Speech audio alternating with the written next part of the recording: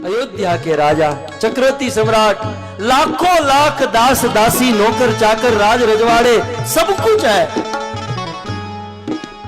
लेकिन हम जिस संसार में रहते हैं भक्तों, इस संसार का एक नियम है, और वह नियम है कि चाहे आदमी को कुछ भी मिल जाए, कुछ ना कुछ अपूर्णता का एहसास अवश्य होगा।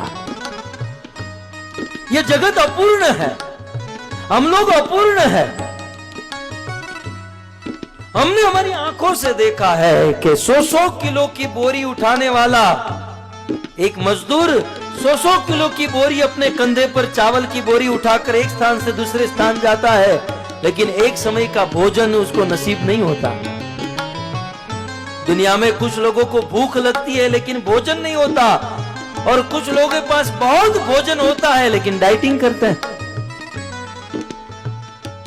धन की कोई कमी नहीं, करोड़ों की इमारत में रहते हैं लेकिन सूखी रोटी खाते हैं, चना और मूंग खाते हैं।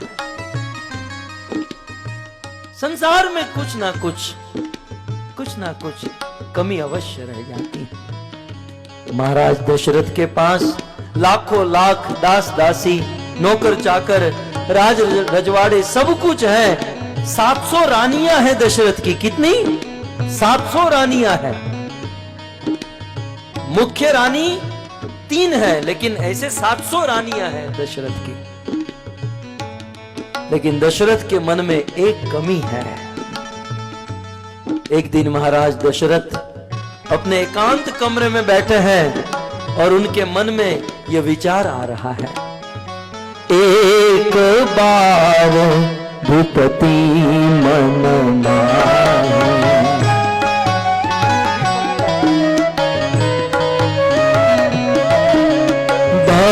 ये गला निमोरे सुत नाही।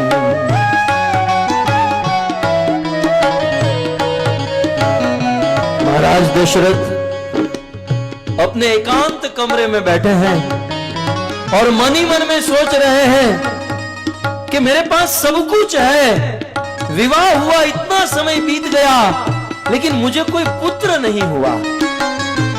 मेरा बुढ़ापा आ गया, जीवन का लंबा समय बीत गया, अब तो बुढ़ापा आने लगा, लेकिन मुझे कोई पुत्र नहीं। क्या मेरे जीवन में पुत्र सुख नहीं मिलेगा? महाराज दशरथ के मन में यह चिंता होने लगी, यह दुख होने लगा। लेकिन जब महाराज दशरथ के मन में यह दुख हुआ, हम सबको सीखने जैसी बात है कि महाराज दशरथ ने यह दुख अपनी रानियों को नहीं सुनाया, अपनी प्रजा को नहीं सुनाया, अपने मंत्री को नहीं सुनाया। महाराज दशरथ यह दुख लेकर अपने गुरु के पास गए। गुरु गृह गए तुरंत महिपाला,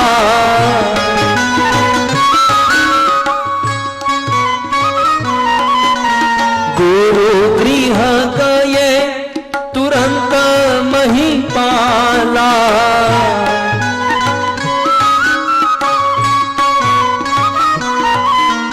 चरण लागी कहीं विनय विशाला,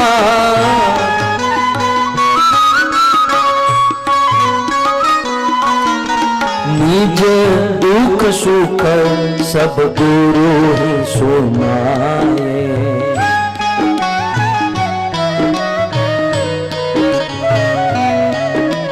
कहीं वशिष्ठ बहु विधि समझाए,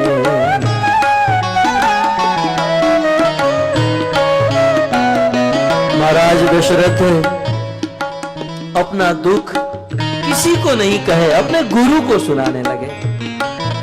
इस संसार में भी जब हमारे जीवन में कुछ कमी हो, हृदय में दुख हो, आंखों में आंसू हो, जीवन में कुछ तकलीफ हो, हमारे दुख को लेकर किसी के पास मत जाना, क्योंकि संसार स्वार्थ से भरा हुआ है।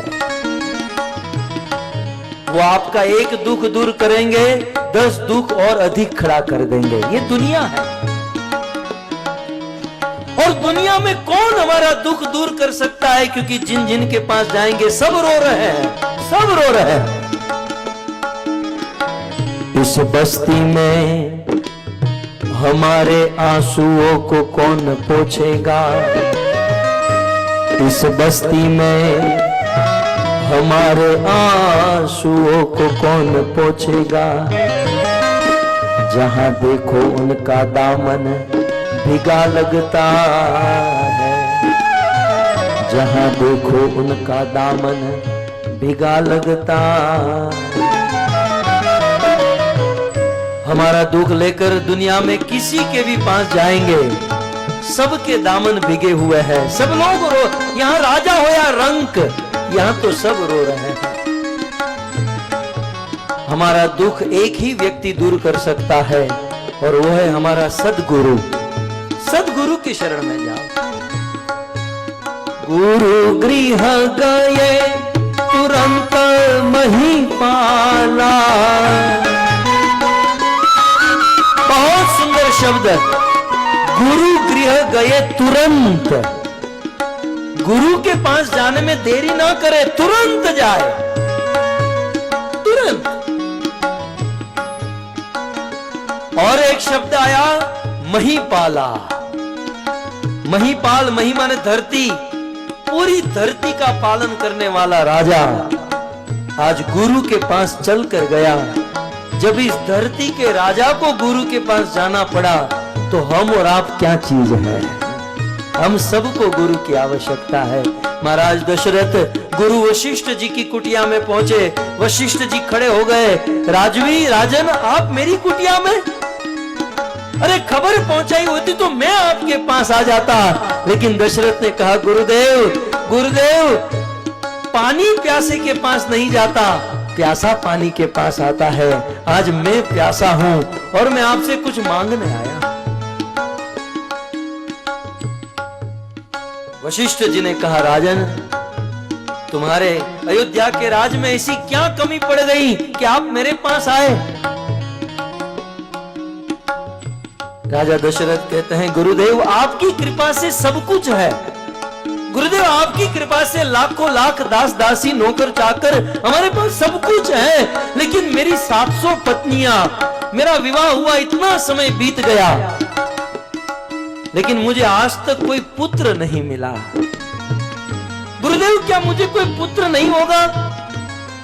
क्या मुझे पुत्र सुख नहीं मिलेगा? इतना कहकर महाराज दशरथ अपनी धीरज खो बैठे। दशरथ की आंखों में आंसू आने लगा। दशरथ जी रोने लगे। संसार का चक्रवर्ती सम्राट, कितना बड़ा वीर, आज गुरु के चरणों में बिलखने लगा, रोने लगा। वशिष्ठ जी ने कहा, राजवी धीरज धारण करो, आप चिंता मत करो, आप धीरज धारण करो। आपको एक नहीं, दो नहीं, तीन नहीं, 4 पुत्र की प्राप्ति होगी। इतना कहकर तो महाराज दशरथ खड़े होकर नाचने लगे। 4 बोले, हाँ राजन, 4 पुत्र। दरहु तीर हो यही सुत चारी,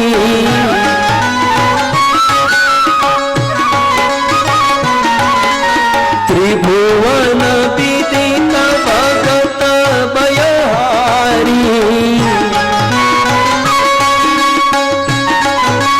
राजवी धीरज धारण करो, एक नहीं, दो नहीं, 4 पुत्र की प्राप्ति।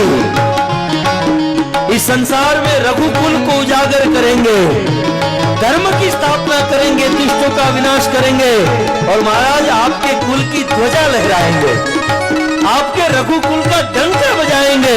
4 पुत्र राजन। त्रिभुवन विदित भगत भयहारी, त्रिभुवन विदित।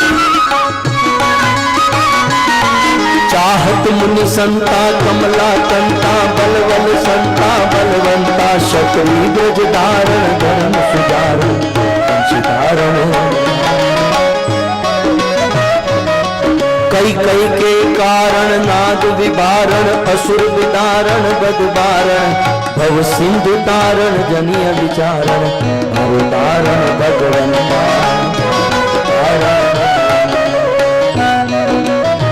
चार पुत्र की प्राप्ति होगी राजन, लेकिन उन पुत्र को प्राप्त करने के लिए तुम्हें यज्ञ करना होगा। और राजन वो यज्ञ मैं नहीं करा सकता, वो यज्ञ जिसने कभी किसी से दक्षिणा नहीं ली है ऐसा ही कोई ऋषि करा सकता है। इसलिए मुझे श्रृंगी ऋषि को बुलाना होगा।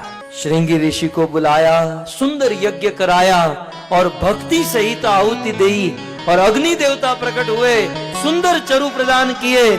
महाराज दशरथ ने वह चरु के योग्य भाग करके अपनी 3 रानी कौशल्या, सुमित्रा और कैकेयी को प्रदान किए। लेकिन गोस्वामी जी लिखते हैं कि जब से रानियों ने वह चरु खाया है और भगवान जब से उन रानियों के गर्भ में आए हैं, अयोध्या का नक्शा बदल गया है। अयोध्या की बस्ती गांव में आप हीरो की खानों से भर गई। और धीरे धीरे धीरे समय बीतने लगा, ध्वज पताके लगाए गए, ध्वज पताके लगाए गए, मंदिर को सजाया गया और धीरे धीरे समय बीतने लगे। 9 महीना 9 मिनट की तरह बीत गया और भक्तों वह दिन आ गया जिस दिन भगवान रामचंद्र प्रकट होने वाले हैं। अब 2 ही मिनट में राम आपके सामने। लेकिन वो दिन कैसा था, वो दिन क्या था? गोस्वामी जी जिस दिन राम का जन्म हुआ उस दिन का वर्णन करते हैं। नवमी तिथि मधुमास पुनीता, नवमी तिथि शुक्ल पक्ष अभिजित हरिप्रीता। भगवान रामचंद्र का जन्म नवमी तिथि, कौन सी तिथि में हुआ? कृष्ण अष्टमी और राम नवमी। ये 9 का जो अंक है ना, पूर्ण अंक है, अद्भुत। 9 माने 9। आप स्कूल में तो गए होंगे, गणित पढ़े होंगे, वो 9th का स्टांजा याद है आप सबको? 9 into 1 9 1 जा 9, ओके।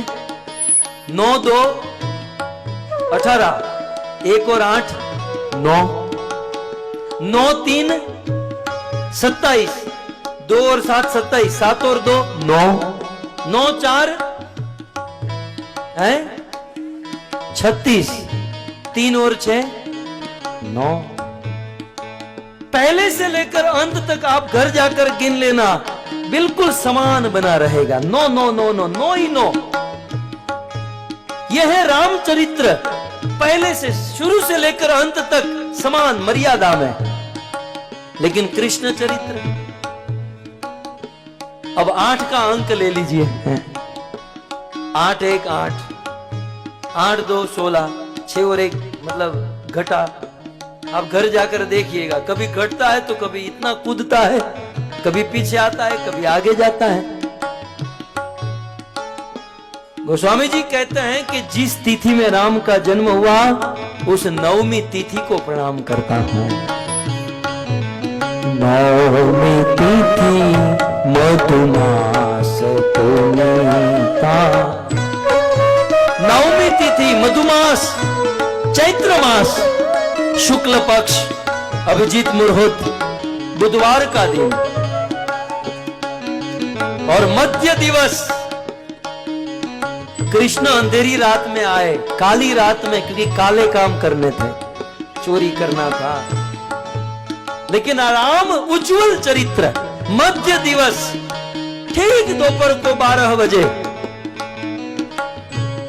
वैसे चैत्र मास मधुमास में दिन गर्म होते हैं, लेकिन सूर्य देव ने देखा कि आज सूर्य वंश में ईश्वर प्रकट होने वाला है। सूर्य ठंडा हो गया, न शीत है न घाम है और मंद मंद सुगंधित हवा बह रही है, हवा बह रही है। रावण के अत्याचार से नदियों के जल सूख गए थे, लेकिन आज हमारा बाप आ रहा है, हमारा ईश्वर आ रहा है, हमारा भगवान आ रहा है। नदियों में बाढ़ आने लगी, असुरों के अत्याचार से वृक्षों ने फल फूल देना बंद किया था। भगवान आने वाला पता चलते ही वृक्ष फल फूल देने लगे। साधु संतों के मन में स्वाभाविक आनंद होने लगा, सरोवर के कमल खिलने लगे, असुरों के मन में क्षोभ होने लगा, अप्सराएं नाचने लगी। और यह बात ब्रह्मा को पता चली।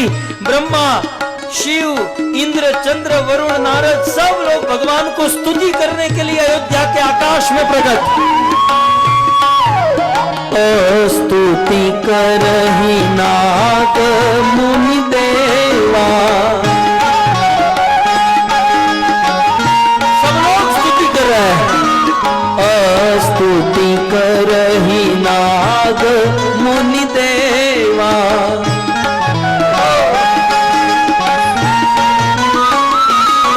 जय राम रमा रमनम शमनम भवता भयातुरताहि जनो, अवधेश सुरेश रमेश विभो शरणागत मागत पाहि। जय राम रमा रमनम शमनम भवता भयातुरताहि जनो, अवधेश सुरेश रमेश विभो शरणागत मागत पाहि। स्तुति करहि नाग मुनि देवा,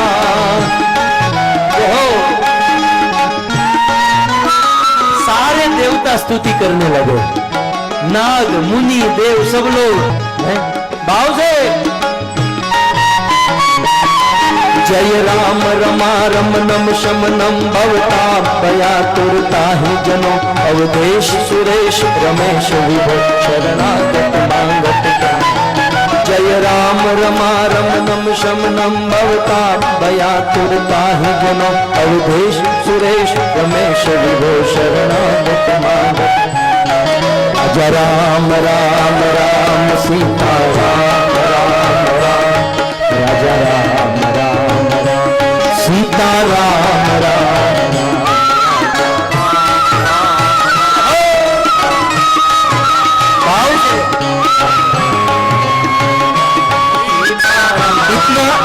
इतने ढीले ढीले गाएंगे तो रात को 12 बजे भी नहीं आएंगे। आप चाहते हो कि जल्दी ये समाप्त हो, जोर से ये मंडप हिल जाना चाहिए। राजा राम राम राम सीता राम राम राम, राजा राम राम राम सीता राम राम राम,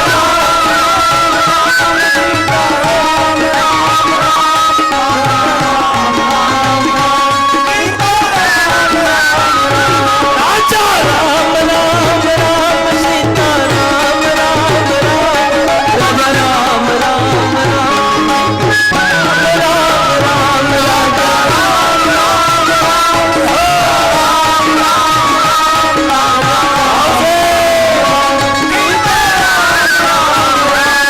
आसनसोल से सीधी आवाज अयोध्या जानी चाहिए।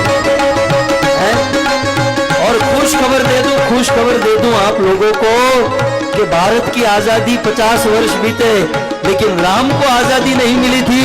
इस साल भगवान रामचंद्र को आजादी मिली और अयोध्या की धरती पर राम मंदिर बनने जा रहा है। राजा राम राम राम सीता राम राम राम, राजा राम राम राम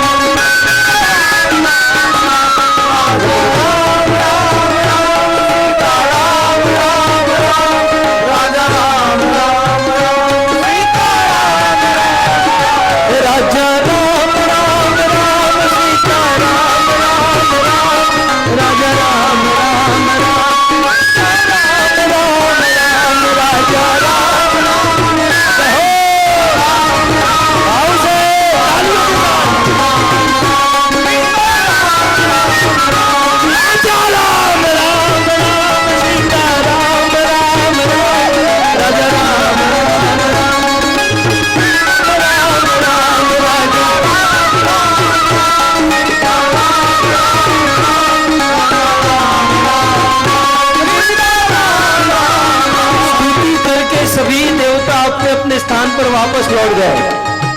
और अब भगवान रामचंद्र इस देश में कटती हुई गायों का संरक्षण करने के लिए ऋषि मुनियों की पूजी हुई अग्नि को पुनः प्रज्वलित करने के लिए आर्य संस्कृति उसी संस्कृति का पालन करने के लिए, रावण जैसे असुरों का विनाश करने के लिए, अपने भक्तों को आनंद देने के लिए, पृथ्वी का भार दूर करने के लिए भगवान रामचंद्र ठीक दोपहर को 12 बजे, जैसे अंधेरी रात में पूर्ण कला से युक्त चंद्रमा प्रकट होता है, जैसे बड़े बड़े पर्वतों के पीछे से सूर्य प्रकट होता है, जैसे सिंह के गर्भ से सिंह जन्म लेता है, वैसे कौशल्या के हृदय गर्भ से भगवान रामचंद्र प्रकट हो गए।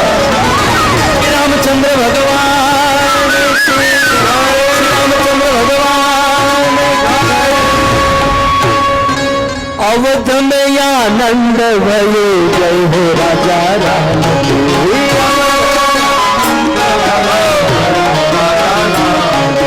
अवध में आनंद भयो, जय हो राजा राम की।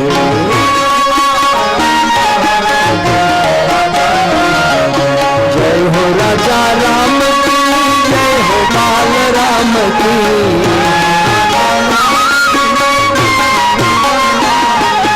जय हो राजा राम की, जय हो बाल राम की।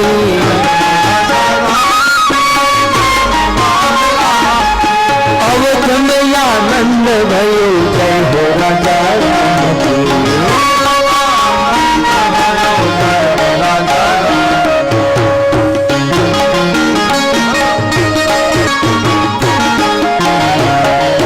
जय हो राजा राम की, जय हो बाल राम की।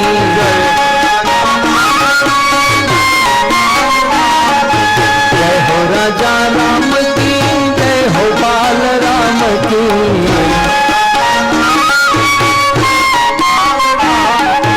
अवध में आनंद भयो, जय हो राजा राम की।